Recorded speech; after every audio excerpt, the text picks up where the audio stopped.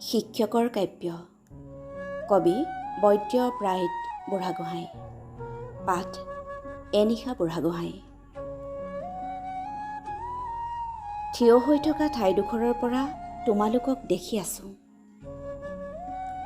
বহি থকাৰ পৰাও বৰ্ণ বিবৰ্ণ মুখ। তোমালোকৰ বাবেই তোমালোকৰ কাষলৈ আহোঁ আৰু হৈ পৰোঁ তোমালোকৰ মাজৰে এজন।